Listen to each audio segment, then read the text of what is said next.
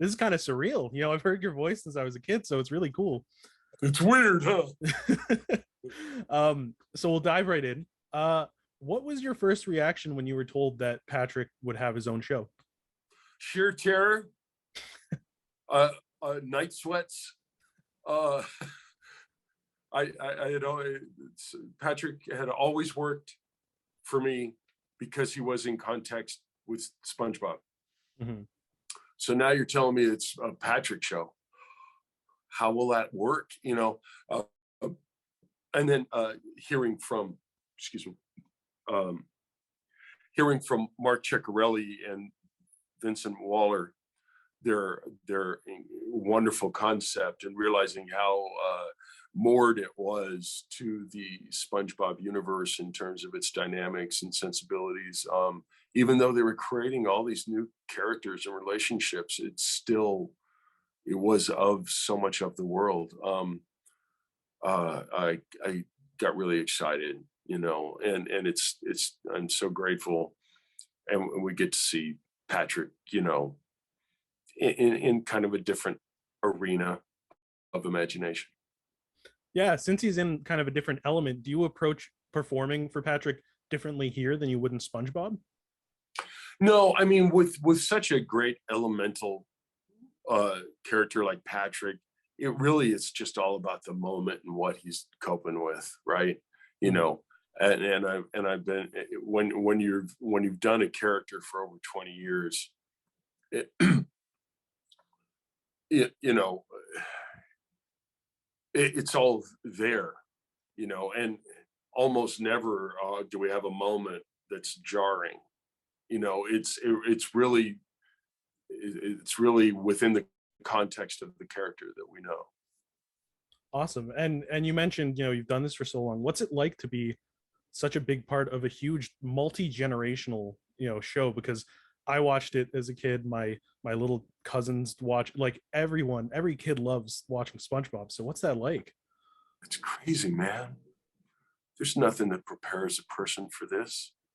When you go into acting, you're just hoping you can, you know, keep your health care in check, and, you know, and pay your rent, and then maybe you get lucky and get a camera gig, or get, you know, but you never to have this kind of longevity. And it's not just longevity of work, it's also longevity of relationships, and longevity of creativity and performance satisfaction. Obviously it's not something anyone would ever expect. So I'm just giddy. I'm the luckiest. I literally would not trade with anyone. I love my job so much. That's amazing to hear. It's that's got to make it easier to go to work every day. Yeah, for sure. So I've seen some behind the scenes voice acting from SpongeBob back in 2019, and there typically be multiple voice actors in the booth. Does it work like that with Patrick as well? Probably the biggest drawback to the Patrick Show experience so far has just been that it's all been post-COVID, right? So we haven't been able to do that, and that kind of makes me sad, because for one, I very much crave recording with my fellow performers. That gives me so much, and a lot of times it's subconscious, you know, because if I'm doing a scene with Tom Kenny, everything he does informs me, even subconsciously, of my reaction, you know. So you can try and recreate that on Zoom, and you can you can do it, you know, and it works. And obviously, you know, doing it for 20 years, it helps, you know, anticipating, and then, you know, but still, to me, there is no substitute for recording together. And I really hope that we get to experience that with the Patrick Show cast, that we can all be together and record together at some point. Yeah, it's really a whole different energy. It seems like the set when there's multiple people. It's easy to bounce off each other. Yes. Yeah. There's gold in them. There are hills for me. And you mentioned again the 20 years. You've been voice acting since like the 90s. How has that process changed in it's 2022, it's hard to believe. In all that time, how has that process changed? You mean just the act of doing it? Or, Yeah. well, you know, I guess for me, it doesn't have much to do with technology per se. Any kind of evolution there for me has just been personal. And anytime you're fortunate enough to do something that long, you learn, right? And so you acquire um, a sharper, more uh, productive focus, and and you want to use your energy the right way, and of course using your voice in what at times can be an extremely demanding uh, performance uh, metric. I mean, you really have to be smart, because there's a lot of screaming sometimes, a lot. So uh,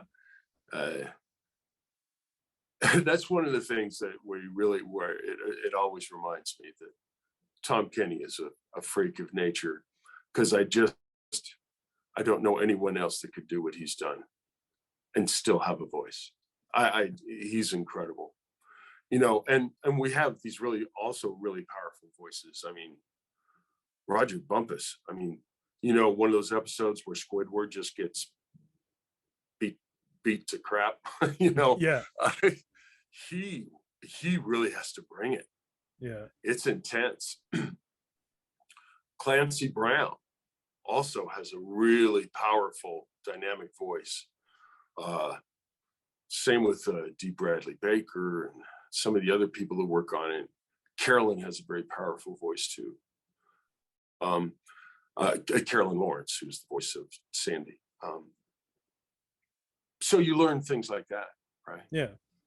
Awesome. And you've done both, live action and voice acting. How does that process differ? Is it more difficult to do one or the other? Uh, well, Spencer, camera work is in some ways far more demanding. You really have to prepare. A lot of times you have to do a lot of background work for a character. You have to read, you have to do kind of experimental physical work sometimes, because it all has to be there on camera, right? Um, when you're doing theater, you're allowed this juicy, often 4-week rehearsal period. But with camera work, it all has to be there, and pretty much all has to be there when you roll into the set. So camera work is very demanding there. It's also obviously all the cosmetic hysteria, which is tedious to no end. I never got accustomed to that, but it's part of the deal, right? Yeah. Oh, I imagine. And my final question to close out is, do you have any over the years, have any Patrick lines really stood out to you, stayed in your brain, favorites, anything like that? Well, certainly, the inner machinations of my mind are an enigma was a true delight to say. Crazy, outbursts just like, "Hey, I love being purple." Weird outbursts like that.